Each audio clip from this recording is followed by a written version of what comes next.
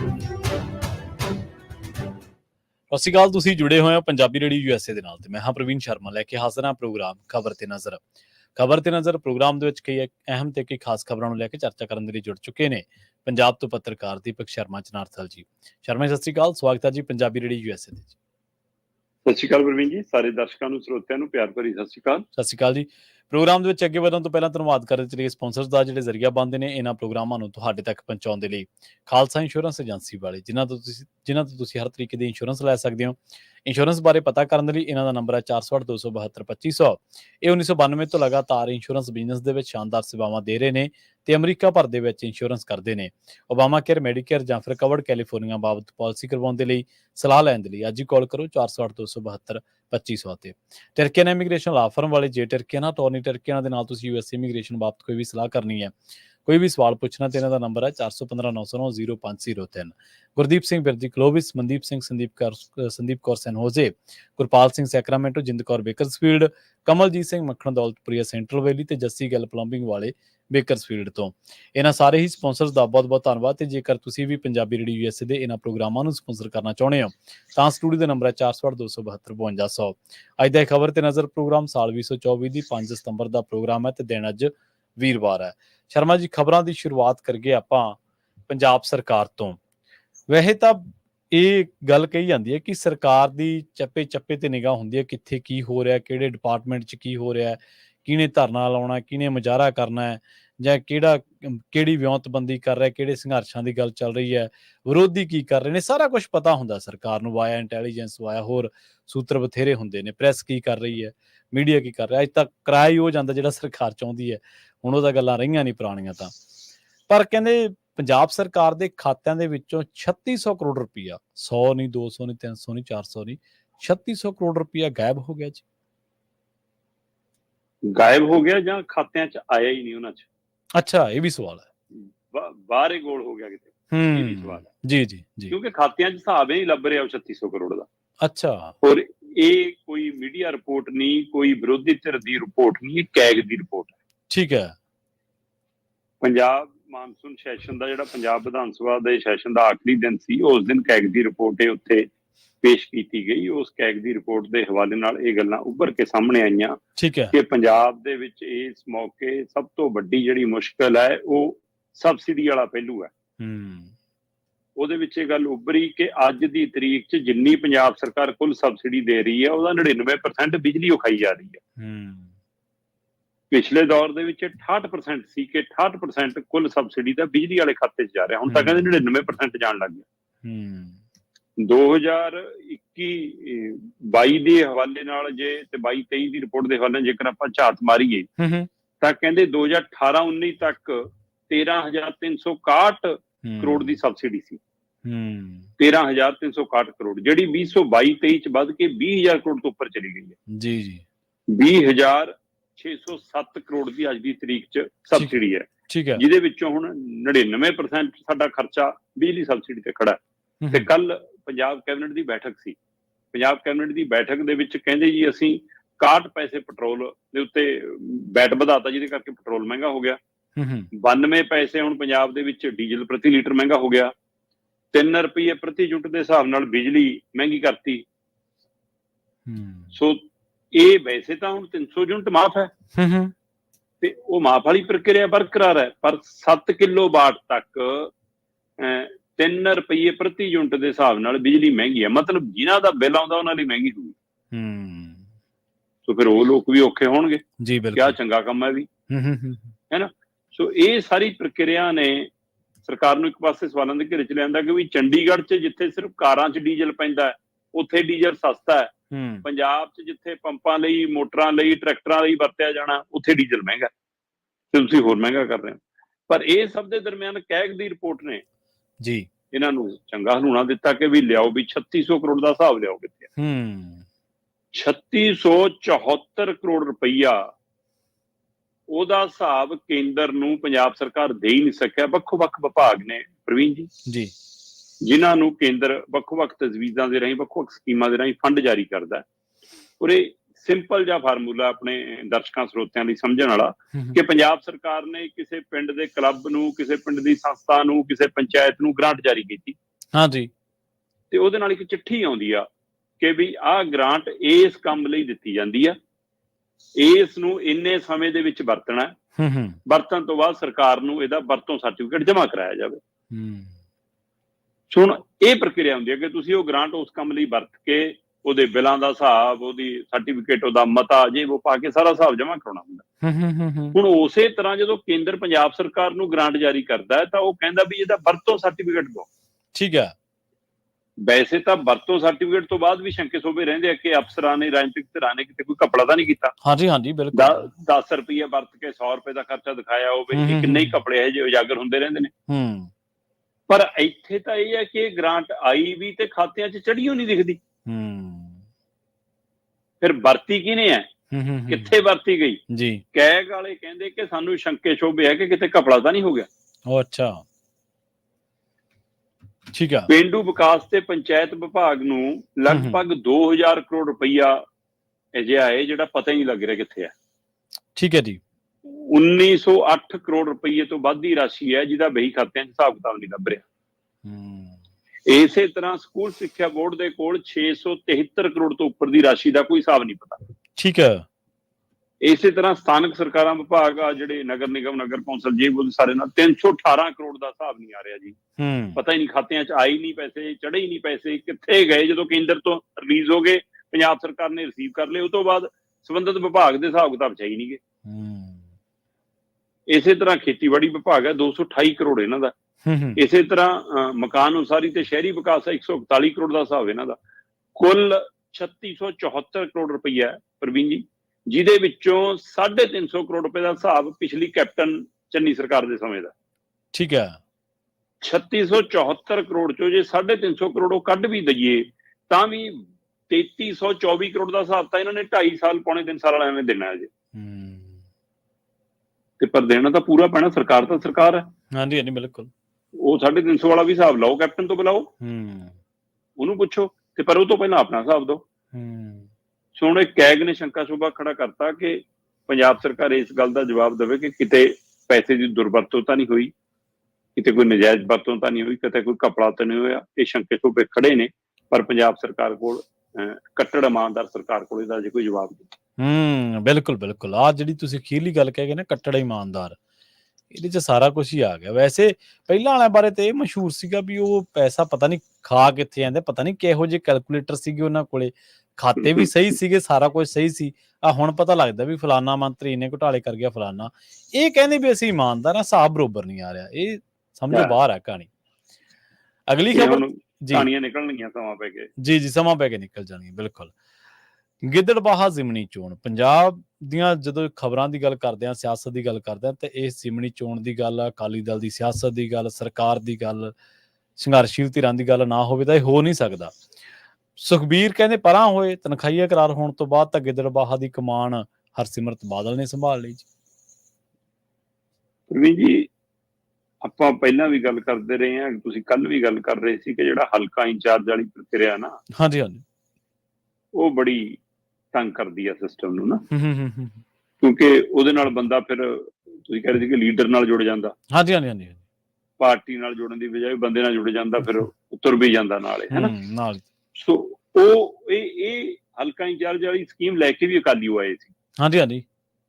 ਸਾਡੀ ਸਰਕਾਰ ਹੈ ਤੇ ਸਾਡਾ ਜੇ MLA ਹਾਰ ਗਿਆ ਤਾਂ ਉੱਥੋਂ ਜਿਹੜਾ MLA ਬਣਿਆ ਕਿਸੇ ਹੋਰ ਪਾਰਟੀ ਵਾਲਾ, ਉਹਨੂੰ ਪਾਵਰ ਨਾ ਮਿਲੇ, ਸਾਡੇ ਹਾਰੇ ਹੋਏ MLA ਕੋਲੇ ਪਾਵਰ ਰਹਿ ਜਾਵੇ, ਜਾਂ ਗਾਹਾਂ ਨੂੰ ਜਿਹਨੂੰ ਬਣਾਉਣਾ ਉਹਦੇ ਕੋਲੇ ਰਹਿ ਜਾਵੇ। ਇਸ ਲਈ ਹਲਕਾ ਇੰਚਾਰਜ ਬਣਾ ਦਿਓ ਤੇ DC ਤੇ SSP ਨੂੰ ਕਹਿ ਦਿਓ ਵੀ ਇਹਦੀ ਉਹ ਮੰਨਣੀ ਆ। ਸੋ ਹਲਕਾ ਇੰਚਾਰਜ ਪਾਰਟੀਆਂ ਤੇ ਅਜਿਹੇ ਭਾਰੀ ਪਏ ਕਿ ਡਿੰਪੀ ਢਿੱਲੋਂ ਕੀ ਗਏ ਕਿ ਅਕਾਲੀ ਨੂੰ ਲੱਗਿਆ ਕਿ ਗਿੱਦੜਬਾਹਾ ਸਾਰਾ ਕੁਝ ਮੁੱਕ ਗਿਆ ਸਾਡਾ ਤਾਂ।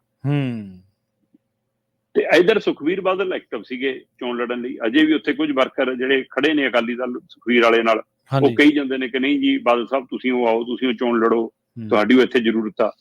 ਪਰ ਸੁਖਬੀਰ ਸਿੰਘ ਬਾਦਲ, ਆਪਾਂ ਜਿਵੇਂ ਪਹਿਲਾਂ ਹੀ ਗੱਲ ਕਰ ਚੁੱਕੇ ਹਾਂ ਕਿ ਤਨਖਾਹੀਆ ਕਰਾਰ ਹੋਣ ਤੋਂ ਬਾਅਦ ਉਹ ਕਿਸੇ ਅਜਿਹੀ ਮੁੱਖ ਭੂਮਿਕਾ 'ਚ ਸਿੱਧੇ ਨਹੀਂ ਆ ਸਕਦੇ ਜਦੋਂ ਤੱਕ ਉਹ ਧਾਰਮਿਕ ਸਜ਼ਾ ਆਪਣੀ ਪੂਰੀ ਜਿਹੜੀ ਉਹਨਾਂ ਨੂੰ ਦੱਸੀ ਜਾਏਗੀ, ਉਹਦੀ ਇਬਾਰਤ ਉਹਦੇ ਹਵਾਲੇ ਨਾਲ ਪੂਰੀ ਨਹੀਂ ਕਰਦੇ। ਉਹ ਤੋਂ ਬਾਅਦ ਦੇਖ ਕਰਾ ਕੇ, ਮਾਫੀ ਮੰਗ ਕੇ ਅਕਾਲ ਤਖਤ ਸਾਹਿਬ ਤੋਂ ਉਹਨਾਂ ਨੂੰ ਮਾਫੀ ਨਹੀਂ ਮਿਲਦੀ, ਤਦ ਤੱਕ ਉਹ ਕਿਸੇ ਅਜਿਹੀ ਪ੍ਰਕਿਰਿਆ 'ਚ, ਇਹਦਾ ਮਤਲਬ ਹੁਣ ਛੇਤੀ ਕਿਤੇ ਚੋਣ ਲੜਨ ਦੀ ਸੰਭਾਵਨਾ ਨਹੀਂ ਨਜ਼ਰ ਆਉਂਦੀ, ਬਸ਼ਰਤੇ ਕਿ ਉਹ ਪ੍ਰਕਿਰਿਆ ਪੂਰੀ ਹੋਣ ਤੋਂ ਬਾਅਦ ਜ਼ਿਮਨੀ ਚੋਣ ਐਲਾਨ ਹੋਵੇ, ਫਿਰ ਵੱਖਰਾ ਸਵਾਲ ਹੈ। ਪਰ ਹੁਣ ਅਕਾਲੀ ਦਲ ਉਸ ਸਥਿਤੀ ਚ ਆਉਣਾ ਚਾਹੁੰਦਾ, ਖਾਸ ਕਰ ਗਿੱਦੜਬਾਹੇ ਚ, ਕਿ ਜਿਹੜਾ ਬਾਦਲਾਂ ਦੇ ਟਾਈਮ ਸੀ, ਪ੍ਰਕਾਸ਼ ਸਿੰਘ ਬਾਦਲ ਦੇ ਸਮੇਂ ਸੀ। ਜੀ ਪ੍ਰਕਾਸ਼ ਸਿੰਘ ਬਾਦਲ ਦੇ ਸਮੇਂ ਇਹ ਗੜ ਰਿਹਾ ਅਕਾਲੀ ਦਲ ਦਾ, ਆਪ ਲੜੇ, ਮਨਪ੍ਰੀਤ ਬਾਦਲ ਲੜਦੇ ਰਹੇ, ਪਰ ਹੌਲੀ ਹੌਲੀ ਫਿਰ ਇਹ ਹਲਕਾ ਆਪ ਹੀ ਛੱਡਤਾ ਅਕਾਲੀ ਦਲ ਨੇ, ਖਾਸ ਕਰਕੇ ਸੁਖਬੀਰ ਬਾਦਲ ਦੇ ਪਰਿਵਾਰ ਨੇ ਜੀ। ਤੇ ਹੁਣ ਮੁੜ ਕੇ ਜਿੱਦਾਂ ਹੀ ਸੁਖਬੀਰ ਬਾਦਲ ਦਾ ਪੈਰ ਧਰਾ ਹੋਣ ਲੱਗਾ ਤੇ ਡਿੰਪੀ ਢਿੱਲੋਂ ਵਾਲਾ ਮਾਮਲਾ ਹੋ ਗਿਆ, ਤੇ ਹੁਣ ਕਾਰਜਕਾਰੀ ਪ੍ਰਧਾਨ ਬਲਵਿੰਦਰ ਸਿੰਘ ਭੁੰਦੜ ਨੇ ਫਿਰ ਕਿਹਾ ਵੀ ਇਹ ਸੁਖਬੀਰ ਨਹੀਂ ਤਾਂ ਹਰਸਿਮਰਤ ਕੌਰ ਬਾਦਲ। ਮਤਲਬ ਆਹ ਵਧੀਆ ਕੰਮ ਹੈ, ਸੁਖਬੀਰ ਬਾਦਲ ਭੁੰਦੜ ਨੂੰ ਲਾਉਂਦਾ ਹੈ, ਭੁੰਦੜ ਹਰਸਿਮਰਤ ਕੌਰ ਬਾਦਲ ਨੂੰ ਲਾਉਂਦੇ ਆ। ਸੋ ਇਹ ਉਹੀ ਪ੍ਰਕਿਰਿਆ ਚੱਲੀ ਜਾਂਦੀ ਹੈ। ਆਪਾਂ ਬਾਰ-ਬਾਰ ਇਹ ਗੱਲ ਕਰਕੇ ਹੰਬ ਲੈ ਕੇ ਭਾਈ ਪੰਜਾਬ ਦੇ ਲੋਕ ਹੁਣ ਇਹ ਚਾਹੁੰਦੇ ਨੇ ਆਹ ਨਾ ਲਿਆਓ ਮੂਰੇ, ਆਹ ਚਿਹਰੇ ਨਾ ਲਿਆਓ ਮੂਰੇ, ਤੁਹਾਨੂੰ ਅਜੇ ਵੀ ਕੋਈ ਵਰਕਰ ਨਹੀਂ ਲੱਭਦਾ। ਮਤਲਬ ਮੈਂ ਕਹਿੰਦਾ ਕਿ ਕੋਈ ਡਿੰਪੀ ਢਿੱਲੋਂ ਜਿੰਨਾ ਤਾਕਤਵਰ ਨਹੀਂ ਹੋਊਗਾ, ਹਰਸਿਮਰਤ ਜਿੰਨਾ ਤਾਕਤਵਰ ਨਹੀਂ ਹੋਊਗਾ, ਪਰ ਕੋਈ ਇਮਾਨਦਾਰ ਵਰਕਰ ਤਾਂ ਹੋਊਗਾ ਤੁਹਾਡੇ ਕੋਲ, ਕੋਈ ਟਕਸਾਲੀ ਤਾਂ ਹੋਊਗਾ, ਸੱਚਾ ਸੁੱਚਾ ਵਰਕਰ, ਟਕਸਾਲੀ ਵਰਕਰ ਭਾਲਦੇ ਨੇ, ਤੁਸੀਂ ਤਾਂ ਵੀ ਉਹਨਾਂ ਦੀ ਚੋਣ ਨਹੀਂ ਕਰ ਪਾ ਰਹੇ। ਸੋ ਜੀ ਤੈਅ ਕਰ ਲਿਆ ਕਿ ਗਿੱਦੜਬਾਹੇ ਤੋਂ ਚੋਣ ਪ੍ਰਚਾਰ ਦੀ ਮੁਹਿੰਮ ਦੇ ਇੰਚਾਰਜ ਬੀਬੀ ਹਰਸਿਮਰਤ ਕੌਰ ਬਾਦਲ ਹੋਣਗੇ। ਤੇ ਇਸੇ ਤਰ੍ਹਾਂ ਕਹਿੰਦੇ ਜੀ ਬਰਨਾਲੇ ਦੇ ਵਿੱਚ ਹੀਰਾ ਸਿੰਘ ਗਾਬੜੀਆਂ ਨੂੰ ਸ਼ਹਿਰੀ ਖੇਤਰ ਦੇ ਵਿੱਚ, ਤੇ ਇਕਬਾਲ ਸਿੰਘ ਝੁੰਦਾ ਹੋਰਾਂ ਨੂੰ ਪੇਂਡੂ ਬਰਨਾਲਾ ਖੇਤਰ ਦੇ ਵਿੱਚ ਪ੍ਰਚਾਰ ਕਮੇਟੀ ਦੀ ਮੁਹਿੰਮ ਸੰਭਾਲਤੀ ਹੈ, ਪ੍ਰਚਾਰ ਸੰਭਾਲਤਾ। ਮਤਲਬ 2 ਜਿਮਨੀ ਚੋਣਾਂ ਦੇ ਲਈ ਅਕਾਲੀ ਦਲ ਨੇ ਦਿਖਾਉਣ ਦੀ ਕੋਸ਼ਿਸ਼ ਕੀਤੀ ਹੈ ਕਿ ਸਾਡੀ ਤਿਆਰੀ ਹੈ। ਠੀਕ ਹੈ ਜੀ। ਵੈਸੇ ਜਿਮਨੀ ਚੋਣਾਂ 4 ਹੋਣੀਆਂ, ਡੇਰਾ ਬਾਬਾ ਨਾਨਕ ਤੇ ਚੱਬੇਵਾਲ ਬਾਰੇ ਅਜੇ ਕੋਈ ਟਿੱਪਣੀ ਨਹੀਂ ਕੀਤੀ, ਕੋਈ ਲੀਡਰ ਦਾ ਚਿਹਰਾ ਨੇ ਮਹਾਂਦਰਾ ਮੂੰਹ ਮੱਥਾ ਸਾਹਮਣੇ ਨਹੀਂ ਲਿਆਂਦਾ। ਪਰ ਇੱਥੇ ਲਈ ਐਲਾਨ ਕਿ ਹੀਰਾ ਸਿੰਘ ਗਾਬੜੀਆ ਤੇ ਇਕਬਾਲ ਸਿੰਘ ਝੁੰਦਾ ਬਰਨਾਲਾ ਤੇ ਗਿੱਦੜਬਾਹਾ ਬੀਬੀ ਹਰਸਿਮਰਤ ਕੌਰ ਬਾਦਲ। ਇੱਕ ਵਾਰ ਫਿਰ ਦੱਸਤਾ ਬਾਦਲ ਦੀ ਟੀਮ ਨੇ, ਸੁਖਬੀਰ ਬਾਦਲ ਦੀ ਟੀਮ ਨੇ, ਕਿ ਅਸੀਂ ਪਰਿਵਾਰਵਾਦ ਚੋਂ ਬਾਹਰ ਨਹੀਂ ਆ ਸਕਦੇ। ਬਿਲਕੁਲ ਸਹੀ ਹੈ ਜੀ। ਤੇ ਅਗਲੀ ਖਬਰ ਦੇ ਵੱਲ ਵਧੀਏ ਤੇ ਕਹਿੰਦੇ ਭਾਜਪਾ ਦੀ ਪਹਿਲੀ ਸੂਚੀ ਨੇ ਹਰਿਆਣਾ ਚ ਬਗਾਵਤ ਛੇੜਤੀ ਤੇ ਕਾਂਗਰਸ ਵੀ ਡਰ ਗਈ ਹੈ।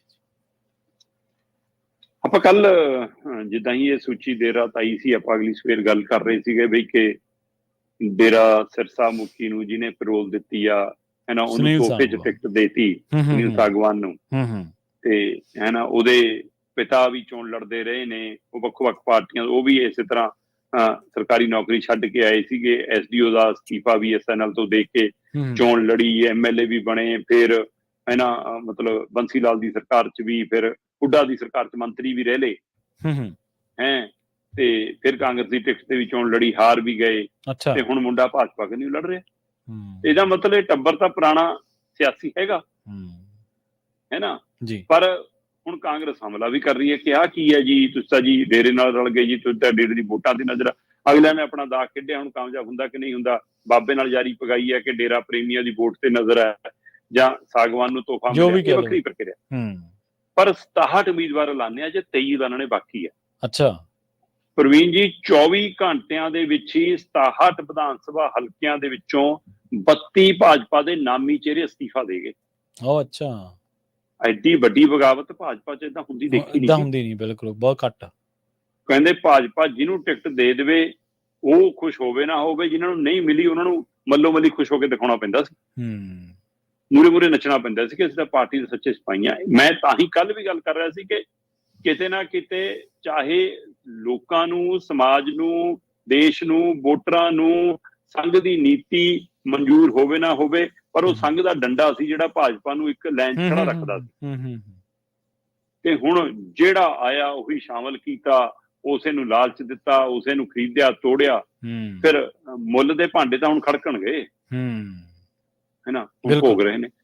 32 ਲੀਡਰਾਂ ਦਾ 24 ਘੰਟਿਆਂ ਦੇ ਦਰਮਿਆਨ ਛੱਡ ਜਾਣਾ, ਜਿਹਦੇ ਵਿੱਚ ਸਾਬਕਾ ਮੰਤਰੀਆਂ ਦਾ ਵੀ, MLA ਦਾ ਵੀ, ਮੌਜੂਦਾ ਤੇ ਸਾਬਕਾ ਦਾ, ਚੇਅਰਮੈਨ ਆ ਕੋਈ, ਕੋਈ ਕਿਸੇ ਰਾਜਨੀਤਿਕ ਪਰਿਵਾਰ ਤੋਂ ਹੈ, ਕੋਈ MC ਹੈ, ਕੋਈ ਪਾਰਟੀ ਦਾ ਬੜਾ ਅਹੁਦੇਦਾਰ ਹੈ, ਅਜੇ 32 ਚਿਹਰੇ ਨੇ। ਸਵਿਤਰੀ ਜਿੰਦਲ ਦੇਸ਼ ਦੀ ਸਭ ਤੋਂ ਅਮੀਰ ਔਰਤ ਹੈ। ਠੀਕ ਹੈ ਜੀ। ਤੇ ਦੇਸ਼ ਦੇ ਸਭ ਤੋਂ ਅਮੀਰ ਪਰਿਵਾਰਾਂ ਚੋਂ 4ਥੇ ਨੰਬਰ ਦਾ ਪਰਿਵਾਰ ਆਉਂਦਾ ਹੈ। ਠੀਕ ਹੈ। ਕਿਸੇ ਸਮੇਂ ਇਹ ਕਾਂਗਰਸੀ ਸੀ, ਕਾਂਗਰਸੀ ਚੋਂ ਇੱਧਰ ਆਏ, ਸਵਿਤਰੀ ਜਿੰਦਲ ਦੇ ਮੁੰਡੇ ਨੂੰ ਟਿਕਟ ਮਿਲੀ ਤੇ MP ਵੀ ਬਣ ਗਿਆ। ਪਰ ਸਵਿਤਰੀ ਜਿੰਦਲ ਕਹਿੰਦੀ ਜੀ ਮੈਂ ਤਾਂ ਚੋਣ ਲੜਨੀ MLA ਦੀ। ਪਾਰਟੀ ਨੇ, ਭਾਜਪਾ ਨੇ ਟਿਕਟ ਨਹੀਂ ਦਿੱਤੀ, ਤੇ ਹੁਣ ਇਕੱਠ ਕੀਤਾ, ਬਗਾਵਤ ਹੋਈ, ਤੇ ਐਲਾਨ ਕਰਤਾ ਕਿ ਮੈਂ ਤਾਂ ਫਿਰ ਆਜ਼ਾਦ ਹੀ ਲੜੂੰਗੀ, ਮੈਂ ਕਿਹੜਾ ਪਾਰਟੀ ਦੀ ਲੀਡਰ ਆਂਗੇ। ਠੀਕ ਹੈ, ਕੋਈ ਨਾ, ਫਿਰ ਮੇਰਾ ਪਾਰਟੀ ਨਾਲ ਕੋਈ ਸੰਬੰਧ ਨਹੀਂ। ਉਧਰ ਜੀ ਕਵਿਤਾ ਜੈਨ, ਸਾਬਕਾ ਮੰਤਰੀ, ਉਹ ਕਹਿੰਦੀ ਕਿ 5 ਤੋਂ 6 ਦਿਨ ਦਾ ਅਲਟੀਮੇਟਮ ਦਿੰਦੀ ਹੈ, ਜਾਂ ਤਾਂ ਟਿਕਟ ਬਦਲ ਕੇ ਮੈਨੂੰ ਦੇ ਦਿਓ, ਨਹੀਂ ਮੈਂ ਫੈਸਲਾ ਲਊਂਗਾ, ਹੈ ਨਾ।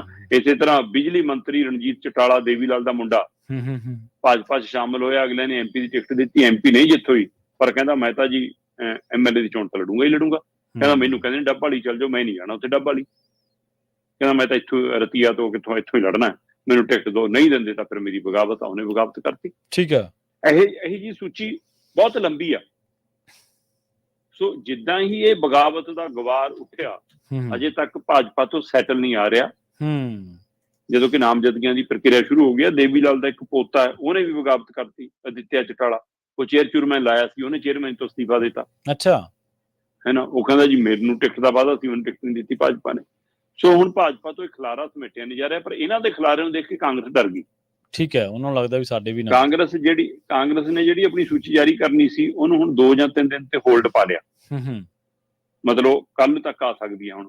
ਵੈਸੇ ਉਹਨਾਂ ਦੇ 3 ਪਹਿਲੂ ਨੇ। ਇੱਕ ਪਹਿਲੂ ਤਾਂ ਇਹ ਹੈ ਕਿ ਉਹ ਇਸ ਨਜ਼ਰੀ ਤੋਂ ਦੇਖ ਰਹੇ ਨੇ ਕਿ ਜਿਹੜੀ ਇਹ ਬਗਾਵਤ ਹੈ, ਇਹ ਚੋਂ ਕੋਈ 2-4 ਸਾਡੇ ਕੋਲ ਨਹੀਂ ਆਉਣਗੇ, 1-2 ਹੁੱਡਾ ਨੇ ਸ਼ਾਮਲ ਵੀ ਕਰਾ ਲਏ, ਠੀਕ ਹੈ ਨਾ। ਤੇ ਚਾਹੇ ਟਿਕਟ ਨਾ ਦੇਣ, ਉਹ ਫਿਰ ਬਾਗੀ ਧਿਰ ਨਾਲ ਆਊਗੀ ਤਾਂ ਕੁਛ ਨਾ ਕੁਛ ਲੈ ਕੇ ਗਿਰੂਗੀ। ਦੂਜਾ, ਆਮ ਆਦਮੀ ਪਾਰਟੀ ਦੇ ਨਾਲ ਉਹਨਾਂ ਦੀ ਜਿਹੜੀ ਖਿੱਚੋਤਾਣ ਚੱਲ ਰਹੀ ਆ, ਨਵੇੜਾ ਕਰਨਾ ਕਿ ਵੀ 5 ਤੇ ਲੜਨਾ, 6 ਤੇ ਲੜਨਾ, ਇੱਕ ਸਮਾਜਵਾਦੀ ਪਾਰਟੀ ਨੂੰ, CPI CPM ਨੂੰ, ਹੈ ਨਾ, ਇਹਨਾਂ ਨੂੰ ਦੇਣੀਆਂ ਨਹੀਂ ਦੇਣੀਆਂ, 10 ਕੁ ਸੀਟਾਂ ਦੇ ਉੱਤੇ ਕਾਂਗਰਸ ਦਾਣਾ ਸਿੱਟ ਕੇ ਇਹਨਾਂ ਸਾਰਿਆਂ ਨਾਲ ਲਿਆਉਣ ਨੂੰ ਫਿਰਦੀ ਹੈ। ਉਹ ਜੇ ਨਵੇੜਾ ਹੁੰਦਾ, ਉਹਦੇ ਕਰਕੇ ਵੀ ਇੰਤਜ਼ਾਰ ਹੈ। ਤੇ ਇੱਕ ਇੰਤਜ਼ਾਰ ਦਾ ਦੇਰ ਹੋਣ ਦਾ ਕਾਰਨ ਇਹ ਵੀ ਹੈ ਕਿ ਅਜੇ ਕੁਮਾਰੀ ਸ਼ੈਲਜਾ ਤੇ ਸੁਰਜੇਵਾਲਾ ਵਾਲਾ ਮਾਮਲਾ ਵੀ ਹੱਲ ਨਹੀਂ ਹੋਇਆ ਕਿ ਹਾਂ ਉਹਨਾਂ ਨੂੰ ਚੋਣ ਲੜਾਉਣੀ ਹੈ ਕਿ ਨਹੀਂ। ਉਹ 2 ਹੀ ਲੜਨਾ ਚਾਹੁੰਦੇ ਨੇ। ਹਾਂਜੀ, ਬਿਲਕੁਲ। MP ਹੁੰਦੇ, ਤਾਜ਼ੇ MP ਬਣੇ, ਹੁਣ MLA ਫੇਰ ਲੜਨਾ ਚਾਹੁੰਦੇ ਨੇ। ਸੋ ਇਸ ਲਈ ਇਹ 3 ਪਹਿਲੂ ਤਾਂ ਹੈਗੇ ਨੇ, ਪਰ ਇਹਨਾਂ 3 ਪਹਿਲੂਆਂ ਚੋਂ ਕਾਂਗਰਸ ਨੂੰ ਇਹ ਵੀ ਡਰ ਹੈ ਕਿ ਜੇ ਬਗਾਵਤ ਹੋਗੀ ਫਿਰ ਮੁਸ਼ਕਲ ਹੋਊਗੀ। ਇਸ ਲਈ ਪਹਿਲਾਂ ਜਦੋਂ ਇਹ ਨਾਮਜ਼ਦਗੀ ਦੇ 2-3 ਦਿਨ ਰਹਿ ਜਾਣ, ਚਾਹੇ ਜਦ ਟਿਕਟਾਂ ਐਲਾਨੋ ਤੇ ਫਟਾਫਟ ਕਾਗਜ਼ ਭਰਾਓ, ਉਹ ਤੋਂ ਬਾਅਦ ਜੋ ਮਰਜ਼ੀ ਹੁੰਦਾ ਹੋਈ ਜਾਵੇ ਜੀ। ਸੋ ਕੁਛ ਉਹ ਇਹਨਾਂ ਦੀ ਬਗਾਵਤ ਚੋਂ ਵੀ ਦੇਖ ਰਹੀ ਹੈ ਕਿ ਇਹਨਾਂ ਚੋਂ ਕੁਝ ਸਾਡੇ ਕੋਲ ਨਹੀਂ ਆਉਣ, ਪਰ ਸਹਿਮੀ ਹੋਈ ਹੁਣ ਕਾਂਗਰਸ ਵੀ ਆ ਤੇ ਭਾਜਪਾ ਦੇ ਘਰੇ ਜਿਹੜਾ ਖਲਾਰਾ ਪਿਆ ਉਹ ਸਮੇਟ ਨਹੀਂ ਹੋ ਰਿਹਾ। ਜੀ। ਤੇ ਅਗਲੀ ਖਬਰ ਦੇ ਬਾਰੇ ਵਧੀਆ ਗੱਲ ਕਰੀਏ ਟੈਲੀਵਿਜ਼ਨ ਦੀ। ਲੋਕ ਤਾਂ ਟੈਲੀਵਿਜ਼ਨ ਦੇਖਦੇ ਆ, ਉਹਦੇ ਵਿੱਚ ਜਾਣਕਾਰੀਆਂ ਹਾਸਲ ਕਰਦੇ ਆ, ਪਰ ਕਹਿੰਦੇ ਫੋਨ ਬੰਦ ਪਿਆ, ਟੈਲੀਵਿਜ਼ਨ ਤੁਹਾਨੂੰ ਸੁਣੀ ਜਾਂਦਾ ਜੀ। ਪ੍ਰਵੀਨ ਜੀ, ਆਪਾਂ ਕਈ ਵਾਰ ਸਮਾਰਟ ਡਿਵਾਈਸ ਦੇ ਹਵਾਲੇ ਨਾਲ ਕਈ ਰਿਪੋਰਟਾਂ ਦੀ ਚਰਚਾ ਕਰਦੇ ਰਹਿੰਦੇ ਆ। ਹਾਂਜੀ, ਬਿਲਕੁਲ। ਇਹ ਜਿਹੜੀ ਰਿਪੋਰਟ ਹੈ ਬੜੀ ਫਿਕਰਮੰਦੀ ਵਾਲੀ ਰਿਪੋਰਟ ਹੈ। ਆਪਾਂ ਕਹਿੰਦੇ ਆ ਕਿ ਆਪਾਂ ਵੀ ਫੋਨ ਦੀ ਵਰਤੋਂ ਘੱਟ ਕਰ ਲਓ, ਸਕਰੀਨ ਤੇ ਸਮਾਂ ਘੱਟ ਬਿਤਾਓ, ਜਾਂ ਆਪਾਂ ਅੱਗੇ ਅਕਸਰ ਗੱਲ ਇਹ ਸਾਹਮਣੇ ਆਉਂਦੀ ਸੀ ਕਿ ਤੁਸੀਂ ਆਪਣੇ ਵੈਬਸਾਈਟ ਦੇ ਉੱਤੇ ਆਪਣੀ ਸਰਚਿੰਗ ਕਿਸੇ ਇੰਜਨ ਦੇ ਉੱਤੇ, ਗੂਗਲ ਦੇ ਉੱਤੇ, ਹੈ ਨਾ, ਜਾਂ ਤੁਸੀਂ ਮੰਨ ਲਓ ਆਪਣੀ YouTube ਖੋਲ ਕੇ ਤੁਸੀਂ ਜਿਹੜੀ ਚੀਜ਼ ਦੇਖ ਰਹੇ ਹੋ, ਹੈ ਨਾ, ਜਾਂ ਜਿਹੜੀ ਚੀਜ਼ ਤੁਸੀਂ ਕੋਈ ਸਰਚ ਮਾਰ ਲਈ, ਕੁਝ ਖੋਜ ਕਰ ਲਈ, ਉਹੀ ਜਿਹੀਆਂ ਮਸ਼ਹੂਰੀਆਂ, ਉਹੀ ਜਿਹੀਆਂ ਐਡ, ਉਹੀ ਜਿਹੀਆਂ ਚੀਜ਼ਾਂ ਤੁਹਾਨੂੰ ਸੋਸ਼ਲ ਮੀਡੀਆ ਜਾਂ ਇਹ ਸਾਰਾ ਸਿਸਟਮ ਪਰੋਸ ਦਿੰਦਾ। ਪਰ ਹੁਣ ਤਾਂ ਇਹ ਤੋਂ ਗਾਂਹ ਲੰਘ ਗਈ ਗੱਲ। ਉਹ ਕਹਿੰਦੇ ਜੇ ਤੁਹਾਡਾ ਫੋਨ ਬੰਦ ਪਿਆ, ਜੇ ਤੁਹਾਡਾ ਲੈਪਟਾਪ, ਤੁਹਾਡਾ ਕੰਪਿਊਟਰ ਬੰਦ ਪਿਆ, ਤੁਹਾਡਾ ਕੰਧ ਤੇ ਟੰਗਿਆ ਟੈਲੀਵਿਜ਼ਨ ਆਫ ਪਿਆ, ਤਾਂ ਵੀ ਉਹ ਤੁਹਾਡੀ ਗੱਲਬਾਤ ਸੁਣ ਰਿਹਾ। ਗੱਲਬਾਤ ਸੁਣ ਹੀ ਨਹੀਂ ਰਿਹਾ, ਬਲਕਿ ਉਹਦੇ ਕੋਲ ਅਜਿਹਾ ਸਿਸਟਮ ਹੈ ਜਿਵੇਂ ਫੋਨ ਦੇ ਵਿੱਚ ਮਾਈਕ੍ਰੋਫੋਨ ਹੁੰਦਾ ਹੈ, ਉਹਦੇ ਰਾਹੀਂ ਉਹ ਤੁਹਾਡੀ ਗੱਲਬਾਤ ਰਿਕਾਰਡ ਵੀ ਕਰਦਾ। ਜਿਹੜੇ ਵੀ ਸਮਾਰਟ ਡਿਵਾਈਸ ਦੇ ਵਿੱਚ ਐਪ ਅਪਡੇਟ ਹੋਣ ਦਾ ਵਰਜਨ ਹੈਗਾ, ਤੇ ਉਹ ਤੁਸੀਂ ਤੁਹਾਡੇ ਕੋਲ ਆਉਂਦਾ ਜੀ, ਹੁਣ ਇਹ ਐਪ ਅਪਡੇਟ ਹੋਣਾ ਹੈ ਨਾ, ਜਾਂ ਫੋਨਾਂ ਦੇ ਵਿੱਚ ਆਉਂਦੀ ਹੈ ਜਿਵੇਂ, ਤੇ ਤੁਸੀਂ ਜਦੋਂ ਅਪਡੇਟ ਕਰਦੇ ਹੋ, ਓਕੇ ਕਰਦੇ ਹੋ, ਤਾਂ ਕਹਿੰਦੇ ਇੰਨੀਆਂ ਲੰਬੀਆਂ ਸ਼ਰਤਾਂ ਹੁੰਦੀਆਂ, ਕੋਈ ਨਹੀਂ ਪੜ੍ਹਦਾ। ਤੇ ਆਪਾਂ ਓਕੇ ਕਰਕੇ ਪਰੇ ਮਾਰਦੇ ਹਾਂ। ਉਹਨਾਂ 'ਚ ਇੱਕ ਸ਼ਰਤ ਪਈ ਹੁੰਦੀ ਆ ਕਿ ਤੁਸੀਂ ਇਸ ਐਪ ਨੂੰ ਆਪਣੀ ਗੱਲਬਾਤ ਰਿਕਾਰਡ ਕਰਨ ਦੀ ਮਨਜ਼ੂਰੀ ਦਿੰਦੇ ਹੋ। ਬੰਦਾ ਕਹਿ ਦਿੰਦਾ ਯੈਸ, ਤੇ ਉਹ ਇੱਕੋ ਯੈਸ 'ਚ ਯੈਸ ਹੁੰਦੀ ਹੈ ਨਾ, ਉੱਪਰ ਤਾਂ ਇੰਨੀਆਂ ਬਰੀਕ ਹੁੰਦੀਆਂ, ਕੋਈ ਪੜ੍ਹਦਾ ਹੀ ਨਹੀਂਗਾ। ਸੋ ਜਿੱਦਾਂ ਹੀ ਤੁਸੀਂ ਯੈਸ ਕੀਤੀ, ਉਹ ਤੁਹਾਡੀ ਬੰਦ ਪਏ ਸਿਸਟਮ ਦੇ ਵਿੱਚ ਵੀ ਫਿਰ ਗੱਲਬਾਤ ਰਿਕਾਰਡ ਕਰਦਾ। ਤੇ ਇਹ ਰਿਕਾਰਡ ਕਰਨ ਵਾਲੀ ਪ੍ਰਕਿਰਿਆ ਦੇ ਵਿੱਚ ਇੱਕ ਨਵਾਂ ਪਹਿਲੂ ਜਿਹੜਾ ਉੱਭਰ ਕੇ ਆਇਆ ਜਦੋਂ AI ਟੈਕਨੋਲੋਜੀ ਆਈ ਹੈ। ਹਾਂਜੀ, ਮਤਲਬ ਇਹ 2-4 ਆਪਾਂ ਪਹਿਲੂਆਂ ਦੀ ਗੱਲ ਕੀਤੀ ਹੈ ਨਾ, ਕਿ ਫੋਨ ਦੇ ਉੱਤੇ ਸਰਚ ਕਰ ਲਿਆ ਜਾਂ ਆਪਾਂ ਗੱਲ ਕਰ ਲਈ, ਆਪਾਂ ਆਪਣੇ ਪਰਿਵਾਰ 'ਚ ਵੀ ਜਿਹੜੀ ਗੱਲ ਤੇ ਗੱਲ ਕਰ ਰਹੇ ਹਾਂ ਉਹ ਵੀ ਉਹਨੇ ਰਿਕਾਰਡ ਕਰ ਲਈ। AI ਟੈਕਨੋਲੋਜੀ ਦੇ ਰਾਹੀਂ ਅਜਿਹੇ ਜਿਹੜੇ ਸਰਚ ਇੰਜਨ ਵਿੱਚ ਗੂਗਲ ਵੀ ਹੈ, ਫੇਸਬੁੱਕ ਵੀ ਹੈ, YouTube ਵੀ ਹੈ, ਸਾਰਾ ਕੁਛ ਹੈ। 470 ਫਾਰਮੂਲੇ ਆ ਜੀ ਉਹਨਾਂ ਕੋਲ। ਤੁਹਾਡੀ ਬੋਡੀ ਲੈਂਗੁਏਜ ਵੀ ਸਮਝਦੇ ਨੇ ਹੁਣ। ਅੱਛਾ, ਤੁਹਾਡੀ ਸੋਚ ਨੂੰ ਵੀ ਉਹ ਤੋਂ ਵੀ ਆਈਡੀਆ ਲਾਉਂਦੇ ਨੇ ਕਿ ਬੰਦਾ ਕੀ ਲੱਭਦਾ, ਕੀ ਭਾਲਦਾ। ਤੁਹਾਡੇ ਤੁਰਨ ਦੇ, ਤੁਹਾਡੇ ਖਿਜਣ ਦੇ, ਤੁਹਾਡੇ ਫੇਸ ਦੇ ਰੀਡਿੰਗ ਨੂੰ ਵੀ। ਸੋ ਸਾਰੀਆਂ ਪ੍ਰਕਿਰਿਆਵਾਂ ਚੋਂ ਫਿਰ ਉਹ ਇਹ ਸਮਝ ਕੇ ਕਿ ਇਹਨੂੰ ਆਹ ਚੀਜ਼ ਦੀ ਲੋੜ ਹੈ, ਆਹ ਚੀਜ਼ ਭਾਲਦਾ, ਤਲਾਸ਼ਦਾ, ਉਹ ਤੁਹਾਡੇ ਮੂਹਰੇ ਇਹ ਸੋਸ਼ਲ ਮੀਡੀਆ ਦਾ ਜਾਂ ਇਹ ਸਮਾਰਟ ਡਿਵਾਈਸ ਵਾਲਾ ਬਾਜ਼ਾਰ ਤੁਹਾਡੇ ਮੂਹਰੇ ਲਿਆ ਕੇ ਪਰੋਸ ਦਿੰਦਾ। ਸੋ ਇਸ ਕਦਰ ਤੱਕ ਇਹ ਚੀਜ਼ ਖਤਰਨਾਕ ਹੈ ਕਿ ਇਹ ਤੁਹਾਡਾ ਮਤਲਬ ਪੈੜੇ ਨਹੀਂ ਦੱਬਦਾ, ਤੁਹਾਡੇ ਦਿਮਾਗ 'ਚ ਵੀ ਵੜ ਗਿਆ, ਤੁਹਾਡੀ ਸੋਚਣ ਸ਼ਕਤੀ ਵੀ। ਵੈਸੇ ਆਪਾਂ ਕੱਲ ਵੀ ਗੱਲ ਕਰ ਰਹੇ ਸੀ ਕਿ ਹੁਣ ਤਾਂ ਤੈਅ ਹੀ ਇਹ ਸਿਸਟਮ ਕਰਦੇ ਆ ਕਿ ਅਸੀਂ ਖਾਣਾ ਕੀ ਹੈ, ਪਹਿਨਣਾ ਕੀ ਹੈ, ਗਾਉਣਾ ਕੀ ਹੈ, ਸੁਣਨਾ ਕੀ ਹੈ, ਬੋਲਣਾ ਕੀ ਹੈ, ਦੇਖਣਾ ਕੀ ਹੈ। ਸੋ ਇਹ ਉਸੇ ਪ੍ਰਕਿਰਿਆ 'ਚ ਕਿ ਕਿਸ ਤਰ੍ਹਾਂ ਉਹਨੂੰ ਪਤਾ ਹੈ ਕਿ ਤੁਹਾਡੀ ਜੇਬ 'ਚ ਪੈਸੇ ਨੇ ਤੇ ਉਹ ਪੈਸੇ ਕਿਵੇਂ ਕਢਾਉਣੇ ਨੇ, ਉਹੀ ਜਿਹੀਆਂ ਚੀਜ਼ਾਂ ਤੁਸੀਂ ਸੋਚ ਕੇ ਹੀ ਦੇਖਣਾ ਹੁਣ ਤਾਂ। ਸੋ 470 ਤੋਂ ਵੱਧ ਅਜਿਹੇ ਫਾਰਮੂਲੇ ਆ ਗਏ ਕਿ ਜਿਹੜੇ ਬੰਦ ਪਏ ਤੁਹਾਡੇ ਸਮਾਰਟ ਡਿਵਾਈਸ ਨੇ, ਉਹ ਤੁਹਾਨੂੰ ਵਾਚ ਕਰ ਰਹੇ ਨੇ, ਤੁਹਾਨੂੰ ਦੇਖ ਰਹੇ ਨੇ, ਤੁਹਾਨੂੰ ਸੁਣ ਰਹੇ ਨੇ, ਤੁਹਾਨੂੰ ਰਿਕਾਰਡ ਕਰ ਰਹੇ ਨੇ ਤੇ ਉਹੋ ਜਿਹਾ ਬਾਜ਼ਾਰ ਤੁਹਾਨੂੰ ਪਰੋਸ ਰਹੇ ਨੇ। ਉਹਨੇ ਤੋਂ ਕਿਵੇਂ ਬਚਣਾ, ਕਿਵੇਂ ਭੱਜਣਾ, ਇਹ ਸੋਚ ਲਓ। ਅੱਜ ਕੱਲ ਰਾਜਨੀਤਿਕ ਪਾਰਟੀਆਂ ਨੇ ਕੋਸ਼ਿਸ਼ ਇਹ ਸ਼ੁਰੂ ਕੀਤੀ ਆ ਕਿ ਜਦੋਂ ਕੋਈ ਗੁਪਤ ਮੀਟਿੰਗ ਕਰੀਏ ਤਾਂ ਫੋਨ ਬੰਦ ਨਹੀਂ ਕਰਨੇ, ਫੋਨ ਕਮਰੇ ਤੋਂ ਬਾਹਰ ਰੱਖਣੇ। ਪਰ ਉਹਨਾਂ ਨੂੰ ਇਹ ਨਹੀਂ ਪਤਾ ਉਹ ਜਿਹੜਾ ਕੰਧ ਟੈਲੀਵਿਜ਼ਨ ਚੱਲ ਰਿਹਾ ਉਹ ਵੀ ਹੁਣ ਗੱਲਾਂ ਰਿਕਾਰਡ ਕਰਦਾ ਤੇ ਉਹ ਵੀ ਦੱਸਦਾ। ਜੀ ਬਿਲਕੁਲ ਬਿਲਕੁਲ। ਅਗਲੀ ਖਬਰ ਦੇ ਵੱਲ ਵਧੀਏ ਸ਼ਰਮਾ ਜੀ, ਤੇ ਗੱਲ ਕਰੀਏ ਮੋਹਾਲੀ ਦੇ ਮਦਰ ਮਿਲਕ ਬੈਂਕ ਦੀ। ਜਿਹੜੇ ਬਿਨਾਂ ਮਾਂ ਵਾਲੇ ਬੱਚੇ ਆ ਉਹਨਾਂ ਦੇ ਲਈ ਕਹਿੰਦੇ ਵਰਦਾਨ ਸਾਬਤ ਹੋ ਰਿਹਾ ਜੀ।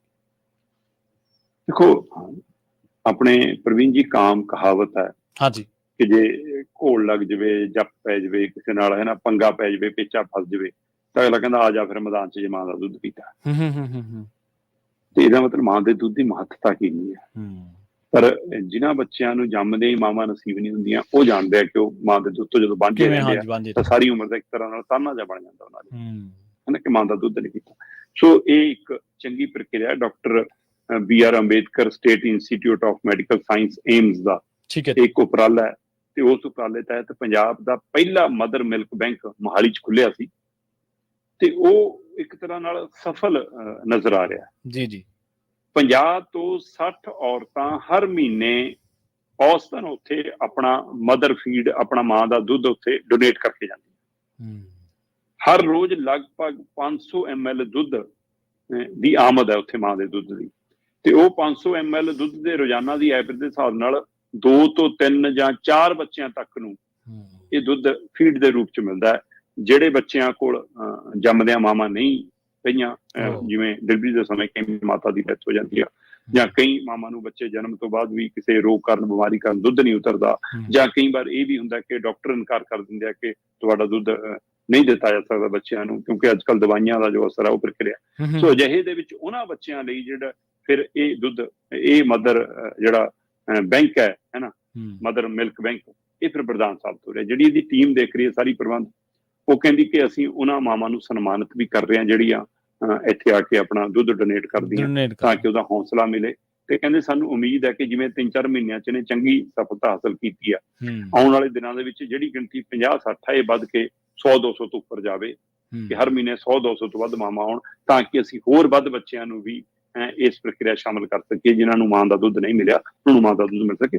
ਇੱਕ ਸਾਰੂ ਖਬਰ ਹੈ ਇਸ ਮਤਲਬ ਤੰਤਰ ਜੰਤਰ 'ਚ ਜਦੋਂ ਅਸੀਂ ਇੰਨੇ ਪੈਸੇ ਤੇ ਇੰਨੇ ਸਹਿਮੇ ਤੇ ਇੰਨੇ ਉਲਝੇ ਆ, ਉਹਦੇ ਵਿੱਚ ਵੀ ਇੱਕ ਮਾਂ ਦੇ ਦੁੱਧ ਦੀ ਮਹਿਕ ਵਰਗੀ ਜਿਹੜੀ ਖਬਰ ਸੀ, ਮੈਨੂੰ ਲੱਗਾ ਸਾਂਝੀ ਜ਼ਰੂਰ ਕਰਨੀ ਚਾਹੀਦੀ। ਹਾਂਜੀ ਬਿਲਕੁਲ। ਦੇਖੋ ਪੋਲੀਟੀਕਲੀ ਆਪਾਂ ਸਾਰੀਆਂ ਚੀਜ਼ਾਂ ਨੂੰ ਡਿਸਕਸ ਕਰਦੇ ਹੀ ਰਹੀਦਾ, ਔਰ ਸਾਰਾ ਕੁਛ ਇੰਨਾ ਨੈਗੇਟਿਵਿਟੀ ਦੇ ਨਾਲ ਸਾਰਾ ਕੁਛ ਇੰਨਾ ਨਾਵਾਚਕ ਹੋਇਆ ਪਿਆ ਕਿ ਬੰਦੇ ਨੂੰ ਲੱਗਦਾ ਕਿ ਸ਼ਾਇਦ ਕੁਛ ਚੰਗਾ ਹੋ ਹੀ ਨਹੀਂ ਰਿਹਾ। ਤੇ ਇਹੋ ਜਿਹੀਆਂ ਖਬਰਾਂ ਜਿਹੜੀਆਂ ਹੁੰਦੀਆਂ ਨੇ, ਜਿੱਥੇ ਸਮਾਜਿਕ ਸਰੋਕਾਰ ਕੋਈ ਜੁੜੇ ਹੋਣ, ਜਿੱਥੇ ਕਿਸੇ ਸਮਾਜ ਦੀ ਭਲਾਈ ਦਾ ਕੰਮ ਹੋ ਰਿਹਾ ਹੋਵੇ, ਉਹ ਸਾਰੂ ਕਿਸੇ ਕਾਰਜ ਦੀ ਗੱਲ ਹੋ ਰਹੀ ਹੋਵੇ, ਤਾਂ ਉਹ ਹਨੇਰੀਆਂ 'ਚ ਦੀਵੇ 'ਚ ਬਾਲਣ ਵਾਂਗ ਹੀ ਹੈ ਸ਼ਰਮਾ ਜੀ ਅੱਜ ਦੇ। ਬਿਲਕੁਲ ਬਿਲਕੁਲ ਬਿਲਕੁਲ ਸ਼ਰਮਾ ਜੀ, ਇਹਨਾਂ ਖਾਸ ਖਬਰਾਂ ਤੇ ਖਾਸ ਜਾਣਕਾਰੀਆਂ ਦੇ ਲਈ ਤੁਹਾਡਾ ਬਹੁਤ ਬਹੁਤ ਧੰਨਵਾਦ ਜੀ। ਬਹੁਤ ਸ਼ੁਕਰੀਆ ਜੀ। ਪ੍ਰੋਗਰਾਮ ਖਬਰ ਤੇ ਨਜ਼ਰ ਨੂੰ ਆਪਾਂ ਇੱਥੇ ਸਮਾਪਤ ਕਰਾਂਗੇ। ਤੁਹਾਡਾ ਸਾਰਿਆਂ ਦਾ ਵੀ ਬਹੁਤ ਧੰਨਵਾਦ। ਸਤਿ ਸ਼੍ਰੀ ਅਕਾਲ। ਜੁੜੇ ਰਹੋ ਪੰਜਾਬੀ ਰੇਡੀਓ USA ਦੇ ਨਾਲ।